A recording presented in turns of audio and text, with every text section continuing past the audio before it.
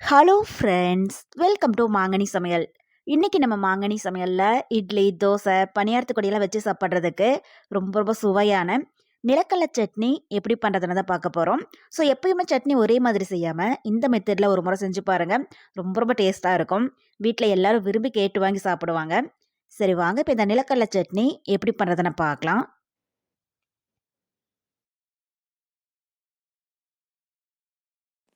நிலக்கடலை சட்னி பண்ணுறதுக்கு ஃபஸ்ட்டு ஒரு பேனில் அரை கப் அளவுக்கு நிலக்கடலை எடுத்து வச்சுருக்கேன். அதை உள்ள சேர்த்திடலாம்.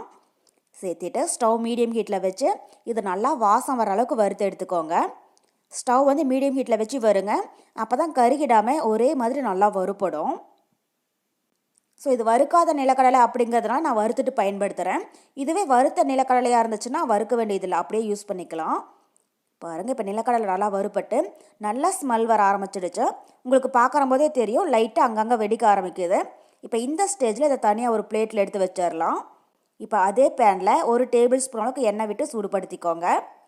எண்ணெய் நல்லா சூடானதுக்கப்புறமா இது கூட 5 பல் பூண்டு, கூடவே 2 பெரிய வெங்காயம் கட் பண்ணி வச்சுருக்கேன், அதை உள்ள சேர்த்திடலாம். அப்புறம் காரத்துக்கு ஒரு 7-8 காஞ்ச மிளகாய். நான் 7 அளவுக்கு காஞ்ச மிளகாய் எடுத்திருக்கேன். உங்களுக்கு எந்த அளவுக்கு காரம் தேவைப்படுதோ அதுக்கு தகுந்த மாதிரி பயன்படுத்திக்கோங்க. இதெல்லாம் சேர்த்திட்டு இப்போ வெங்காயம் நல்லா பொன்னிறமாகிற அளவுக்கு வறுத்தரலாம். இப்போ வெங்காயம் இந்த அளவுக்கு நல்லா வதங்கினதுக்கப்புறமா இது கூட பெரிய சைஸில் நல்லா பழமாக 2 தக்காளி கட் பண்ணி வச்சுருக்கேன், அதை உள்ள சேர்த்திடலாம். நான் பெரிய சைஸில் 2 தக்காளி எடுத்திருக்கேன்.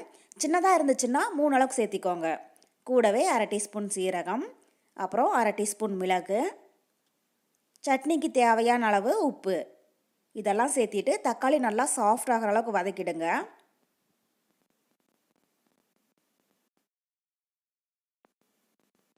பாருங்கள், இப்போ வெங்காயம் தக்காளி நல்லா சாஃப்டாக வதங்கிடுச்சு. தக்காளி வந்து இந்த அளவுக்கு நல்லா குழஞ்சி வதங்கியிருக்கணும். அப்போ தான் சட்னியில் தக்காளியுடைய பச்சை ஸ்மெல் இல்லாமல் இருக்கும். இப்போ இது கூட சின்ன நெல்லிக்காய் சைஸில் புளி எடுத்து வச்சுருக்கேன், அதை உள்ள சேர்த்திடலாம். புளி பார்த்தீங்கன்னா அதிகமாக சேர்த்திடாதீங்க, இந்த அளவுக்கு சேர்த்திங்கனாலே போதும். ஏன்னா நம்ம பெரிய சைஸில் 2 தக்காளி சேர்த்துருக்கிறதுனால அதுவே நமக்கு நல்ல புளிப்பு டேஸ்ட்டு கொடுக்கும். கூடவே கொஞ்சமாக கருவேப்பிலை சேர்த்திட்டு இதோட டைம் லைட்டாக வறுத்தரலாம். பாருங்கள், இப்போ எல்லா பொருளுமே நல்லா வறுபட்டுருச்சு. இந்த ஸ்டேஜில் ஸ்டவ் ஆஃப் பண்ணிடலாம். இது ஒரு 5 நிமிஷம் நல்லா ஆறட்டும். ஆறுனதுக்கப்புறமா மிக்ஸி ஜாருக்கு மாற்றிட்டு அரைச்சி எடுத்துக்கலாம். ஒரு 5 நிமிஷம் இருக்கட்டும். இப்போ வெங்காயம் தக்காளி நல்லா ஆறிடுச்சு. இதை மிக்ஸி ஜாருக்கு மாற்றிடலாம். மாற்றிட்டு கூடவே நம்ம வறுத்து வச்சுருக்கிற நிலக்கடலையில் தோல் எடுக்க வேண்டாம், தோலோடையே சேர்த்திக்கோங்க. சட்னிக்கு நல்ல ஒரு மணமும் சுவையும் கிடைக்கும். கூடவே இதுக்கு தேவையான அளவு தண்ணி விட்டு ரொம்பவே நைஸாக இல்லாமல் கொஞ்சம் கரகரப்பாக இருக்கிற மாதிரி அரைச்சி எடுத்துக்கலாம். பாருங்கள், இப்போ சட்னி அரைச்சி எடுத்தாச்சா. ரொம்பவே நைஸாக இருக்கக்கூடாது, இந்தளவுக்கு கொஞ்சம் கரகரப்பாக இருக்கணும். அப்போ தான் சட்னிக்கு நல்ல ஒரு டேஸ்ட்டு கிடைக்கும். இப்போ இது ஒரு பவுலுக்கு மாற்றிட்டு நம்ம சட்னியை தாளிச்சிடலாம். அதுக்கு ஒரு பேனில் 2 டீஸ்பூன் எண்ணெய் விட்டு சூடுபடுத்திடலாம். எண்ணெய் சூடானதுக்கப்புறமா அரை டீஸ்பூன் கடுகு பொரிஞ்சதும் 1 டீஸ்பூன் கடலைப்பருப்பு, கூடவே 1 டீஸ்பூன் உளுத்தம்பருப்பு சேர்த்திட்டு ஒரு டைம் லைட்டாக கலந்து விட்டுறலாம். இப்போ கடலைப்பருப்பு உளுத்தம்பருப்பு பொன்னிறமானதும் கொஞ்சம் கருவேப்பிலை, அப்புறம் ஒரு காஞ்ச மிளகாய் கிள்ளி வச்சுருக்கேன், அதையும் சேர்த்திட்டு ஒரு டைம் லைட்டாக கலந்து விட்டுருங்க. பாருங்கள், இப்போ கருவேப்பிலை நல்லா பொரிஞ்சிடுச்சு.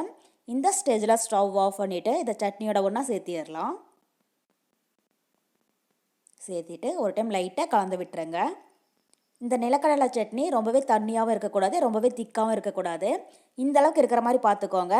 அப்போ தான் இட்லி, தோசை, ரைஸ் கூட வச்சு சாப்பிட்றதுக்கு கரெக்டாக இருக்கும். அவ்வளோதான். இப்போ நம்ம நிலக்கடலை சட்னி ரொம்ப ரொம்ப சூப்பராக தயாராகிடுச்சு. இதனால சுட சுட இட்லி, தோசை கூடையெல்லாம் வச்சு சாப்பிட்றதுக்கு அவ்வளோ ரொம்ப அட்டகாசமாக இருக்கும். ஸோ கண்டிப்பாக நீங்களும் இதே மெத்தடில் செஞ்சு பார்த்துட்டு எப்படி இருக்குன்னு கமெண்ட் பாக்ஸில் சொல்லுங்கள். என்னுடைய இந்த ரெசிபி வீடியோ உங்களுக்கு பிடிச்சிருந்தா லைக் பண்ணுங்கள். உங்கள் ஃப்ரெண்ட்ஸ் அண்ட் ரிலேட்டிவ்ஸ் கூட நிறைய ஷேர் பண்ணுங்கள். மறக்காமல் மாங்கனி சமையலுக்கு சப்ஸ்கிரைப் பண்ணுங்கள். நன்றி.